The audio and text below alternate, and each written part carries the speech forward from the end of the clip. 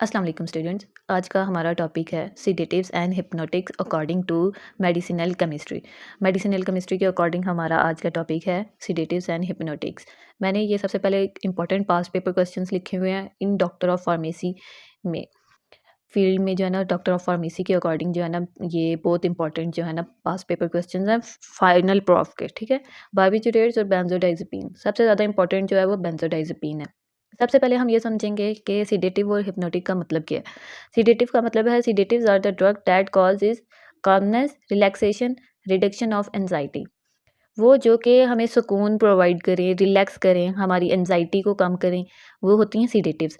Hypnotics क्या होती हैं? Hypnotics are the drug that induce sleep. मतलब कि अगर किसी को नींद नहीं आ रही, स्लीपलेसनेस हो रही है ना, तो वो क्या हिप्नोटिक्स क्या करेगी? ड्रग जो होगी वो क्या करेंगी? इंड्यूस करेंगी स्लीप को। Hypnotics are the drug that induce sleep used in the treatment of severe insomnia. Insomnia कहते हैं स्लीपलेसनेस, मतलब कि नींद की कमी होना। अब हमारे पास सबसे पहले आ जाती है ड्रग की क्लासिफिकेशन, बेंजोडाइजेपिन की क्लासिफिकेशन और बार्बिट्यूरेट्स की क्लासिफिकेशन। बेंजोडाइजेपिन में डायज़ेपाम, लोराज़ेपाम, ऑक्साज़ेपाम, अल्प्राज़ोलम, ये सब आ जाती हैं। और बार्बिट्यूरेट्स में long acting, intermediate acting and short acting. Phenobarbital, mephobarbital, उसके बाद मेथार्बिटल। अगर मेरी प्रोनाउंसिएशन में मिस्टेक हुई तो प्लीज़ सॉरी, आप देख लेना मेरी प्रोनाउंसिएशन बहुत ख़राब है। उसके बाद इंटरमीडिएट आ जाती हैं और शॉर्ट एक्टिंग। उसके बाद ये सीडेटिव्स में अल्कोहल एंड कार्बामेट्स भी आ जाती हैं, amides, imides, halogen, aldehyde and derivatives. आज का हमारा मेन फोकस होगा सबसे पहले बेंजोडाइजेपिन पे। So let's start. Benzodiazepines are used for short-term relief of severe anxiety or insomnia. Swear anxiety और इंसोम्निया, मैंने इधर उर्दू में भी इसका मतलब लिखा हुआ है ताकि आप लोगों को सही से याद रहे। नोट्स मैंने आपके लिए बनाए हुए हैं। इंसोम्निया का मतलब है नींद ना आना और एंजाइटी का मतलब है बेचैनी। तो बेंजोडाइजेपिन्स क्या है? ये शॉर्ट टर्म रिलीफ देती हैं, मतलब कि शॉर्ट टर्म्स मतलब थोड़ा टाइम के लिए रिलीफ देंगी ऑफ स्वेयर एंजाइटी और insomnia. Benzodiazepine have replaced the barbiturates because they have a lower abuse potential and relatively lower adverse reactions. अब इसको बेंजोडाइजेपिन ने ना बार्बिट्यूरेट्स को ना रिप्लेस किया है, क्योंकि बार्बिट्यूरेट्स के adverse reactions as compare to benzodiazepine ज़्यादा थे, इसीलिए benzodiazepine as compare to barbiturates ज़्यादा यूज़ होती हैं। अब इसका स्ट्रक्चरल कैरेक्टरिस्टिक्स देखते हैं, मतलब कि मेन स्ट्रक्चर क्या है। The core chemical structure of classical benzodiazepine drug is a fusion between the benzene with the 7 membered diazepine ring. Fusion between the benzene, ये दोनों आ गए बेंजीन रिंग के स्ट्रक्चर, और ये डाइजेपिन रिंग आ गया। अब ये जो है ना हमारा मेन स्ट्रक्चर है, ठीक है। इसको देख के ना जो बेंजोडाइजेपिन के अंदर क्लासिफिकेशन आई थी, जैसे मैंने आपको बताई थी पीछे, डाइजेपाम, लोराज़ेपाम, अल्प्राज़ोलम, ये सारी जो है ना इस मेन स्ट्रक्चर के अकॉर्डिंग बनेंगी। बस किसी में होगा क्लोरीन होगा, किसी में नाइट्रो ग्रुप अटैच होगा, किसी में OH ग्रुप अटैच होगा, इस तरीके से बस चेंज है और कुछ भी चेंजिंग नहीं है। तो आपने ना ये केमिकल स्ट्रक्चर ऑफ बेंजोडाइजेपिन ये आपने 1-2 आप ज़रूर बना लेना, ये भी इंपॉर्टेंट है, ठीक है। इससे अच्छा इंप्रेशन पड़ता है। नेक्स्ट आ जाती है हमारे पास सिंथेसिस। सिंथेसिस कैसे हुई है? मतलब Friedel Crafts acylation of 4 chloroaniline reacts with benzoyl chloride in presence of Lewis acid. 4 chloroaniline, 4 chloro कैसे हुआ है? ये 4 पे क्लोरो अटैच है और ये एनिलीन ग्रुप का स्ट्रक्चर है, ठीक है। 4 क्लोरोएनिलीन और ये बेंजोइल क्लोराइड का स्ट्रक्चर है। जब इन दोनों को हम फ्रेडल क्राफ्ट एसाइलेशन के साथ रिएक्ट करवाएंगे, फ्रेडल क्राफ्ट एसाइलेशन मतलब कि मेन जो होता है वो जिंक क्लोराइड यूज्ड होता है, ठीक है। उसके बाद जब हम रिएक्ट करवाएंगे तो हमारे पास क्या बन जाएगा? 2 अमीनो 5 क्लोरो बेंजोफिनोन। बेंजोफिनोन का स्ट्रक्चर बेंजोफिनोन का भी स्ट्रक्चर मैंने बनाया हुआ है। ये बेंजोफिनोन का स्ट्रक्चर है, 2 बेंजीन रिंग, साथ में C डबल बॉन्ड O। ये हमारे पास हो गया 2 benzene ring, C double bond O। ये बेंजोफिनोन हो गया। क्लोरो 5 के ऊपर क्लोरो है और 2 के ऊपर अमीनो ग्रुप है, ठीक है। 2 अमीनो 5 क्लोरो बेंजोफिनोन, ये हमारे पास आ गया। नेक्स्ट अब हम इसको क्या करेंगे? क्लोरो एसाइल एसिटाइल क्लोराइड के साथ रिएक्ट करवाएंगे। क्लोरो एसिटाइल क्लोराइड, ये हमारे पास, एक मिनट, इधर मैंने लिखा है ये एसाइल ग्रुप है। COCl को हम क्या कहेंगे? ये एसाइल ग्रुप है। जब CH2Cl हो जाएगा तो ये क्लोरोमिथाइल ग्रुप है। CH2Cl, ये CH2Cl जो है ना ये क्लोरोमिथाइल ग्रुप है। और ये कौन सा है हमारे पास? एसाइल ग्रुप या कार्बोनाइल क्लोरीन ग्रुप भी कह सकते हैं। जब CH2COCl को हम एसिटाइल क्लोराइड कहेंगे ना, तो Cl एक और अटैच होके तो क्लोरो एसिटाइल क्लोराइड कहलाएगा, क्लोरो एसिटाइल क्लोराइड कहलाएगा, सही है।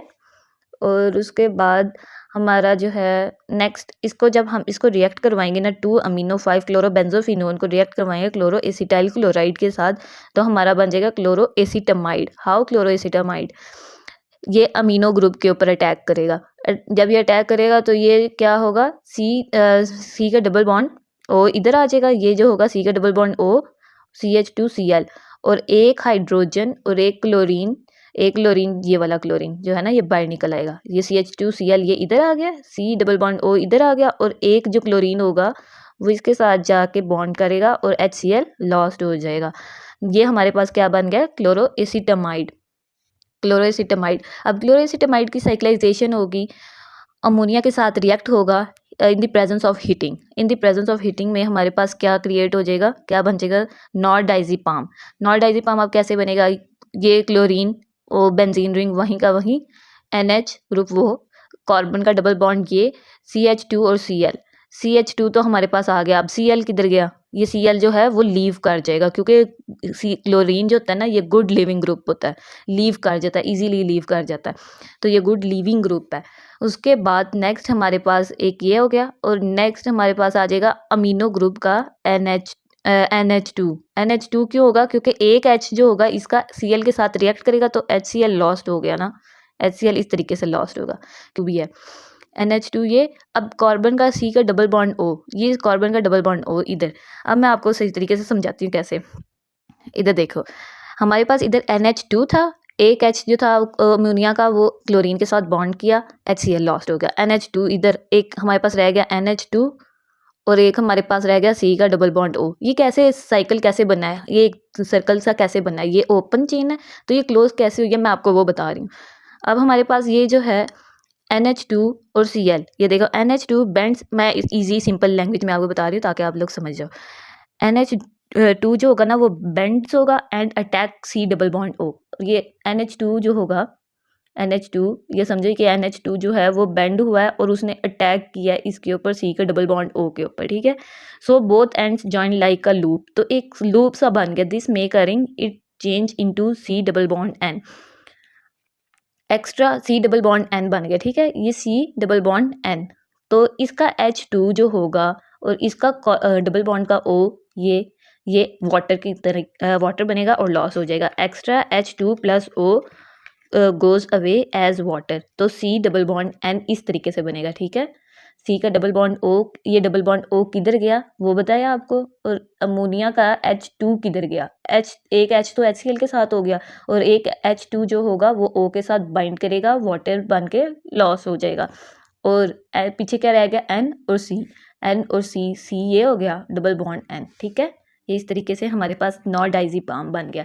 नॉरडाइजीपाम का क्या मतलब है, नॉर का मतलब है 1 NH is free, NH free, इधर देखो ये NH फ्री है, मतलब कि इसके ऊपर कोई मिथाइल ग्रुप अटैच नहीं है, इसका मतलब ये नॉन मिथाइलेटेड। अब हमने इसको मिथाइल ग्रुप ऐड करना है तो हम क्या करेंगे, आइडोमीथेन के साथ रिएक्ट करवाएंगे और हमारे पास मिथाइल ग्रुप ऐड हो जाएगा, CH3 इसका इधर आ गया और हमारे पास क्या बन गया, डाइजीपाम।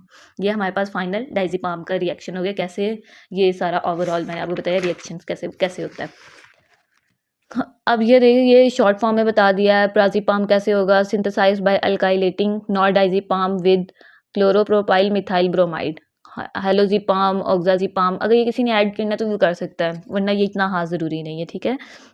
नेक्स्ट हमारे पास आ रहा है स्ट्रक्चरल एक्टिविटी रिलेशनशिप, SAR। ये एक डाइजीपीन रिंग और एक benzene ring, the presence of electron attracting substituent at position 7 is required for activity and the more electron attracting led to more activity। मतलब ये जो पोजीशन 7 पे ये जो R है इसके ऊपर क्या क्या लग सकता है, कौन से सब्सटीट्यूएंट जो इलेक्ट्रॉन अट्रैक्टिंग होंगे, वो chlorine, fluorine, bromine and nitro group, majorly ये इधर होते हैं। ये क्या करते हैं, एक्टिविटी को एनहेंस करते हैं, ये ड्रग का स्ट्रक्चर है, ठीक है। अब ये जो है ये एक्टिविटी इनहेंस मतलब कि ये ड्रग को का एक्शन परफॉर्म करेंगे, उसकी एक्टिविटी को एनहेंस करेंगे। क्या एक्टिविटी है, कामनेस दे रही है, सुकून दे रही है, नींद दे रही है, तो वो ड्रग की एक्टिविटी को एनहेंस करेंगे। ये क्लोरीन, फ्लोरीन, ब्रोमीन या नाइट्रो ग्रुप। मैंने आपको पीछे स्ट्रक्चर्स में बताया ना, जैसे डायज़ेपाम में इधर क्लोरीन हो गया, इधर नाइट्रो ग्रुप हो गया, तो सारे स्ट्रक्चर्स जो है ना मेजरली उनके ऊपर chlorine, fluorine, bromine, nitro group at position 7 पे अटैच होगा सॉरी। उसके बाद position 6, 8 and 9 should not be substituted. ये जो 6, 8 और 9 है ना, इसके ऊपर कुछ भी अटैच नहीं होना चाहिए। ये important carbons and not to change them, मैंने लिखा है important carbons and not to change them, तो इसकी वजह से एक्टिविटी डिस्टर्ब हो जाएगी अगर इनको हमने चेंज किया तो।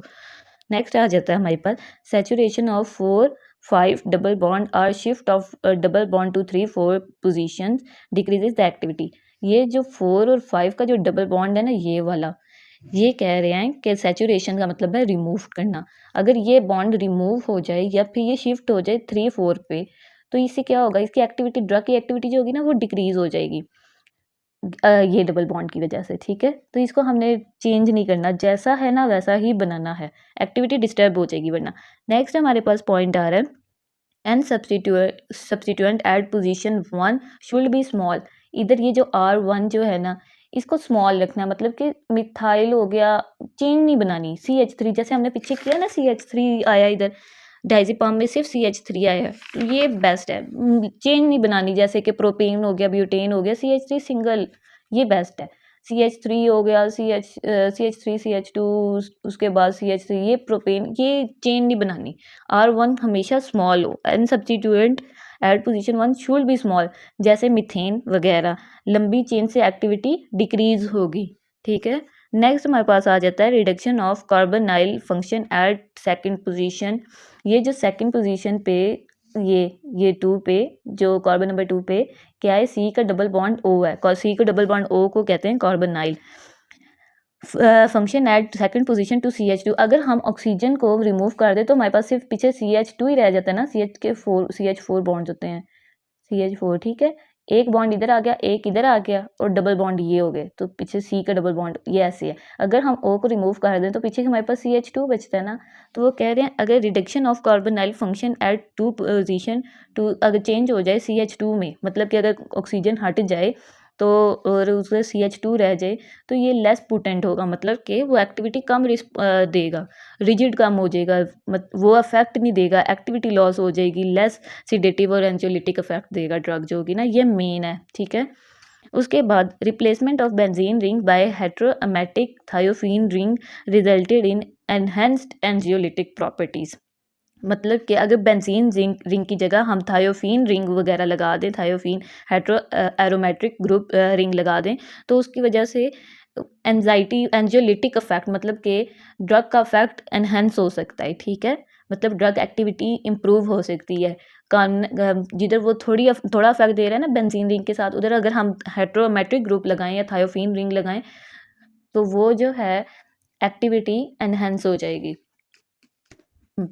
As compared to benzene ring. अब हमारे पास आ गया है मैकेनिज्म ऑफ एक्शन।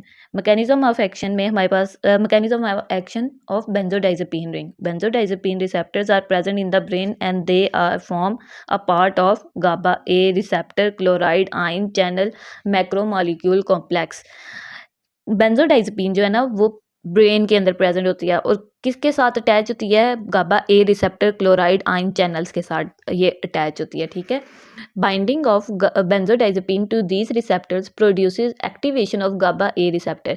जब बेंजोडाइजेपिन इन रिसेप्टर्स के साथ अटैच होगा ना गाबा ए रिसेप्टर्स के साथ, तो वो क्या करेगा, गाबा ए रिसेप्टर्स की एक्टिविटी को इंक्रीज कर देगा, इंक्रीज करेगा। गाबा ए की एक्टिविटी क्या है कि वो क्लोराइड आयन का ना इंक्रीज करती है, ओपनिंग की, क्लोराइड आयन चैनल की ना ओपनिंग को ना इंक्रीज हो जाएगी जब बेंजोडाइजेपिन भी साथ में अटैच होगा ना।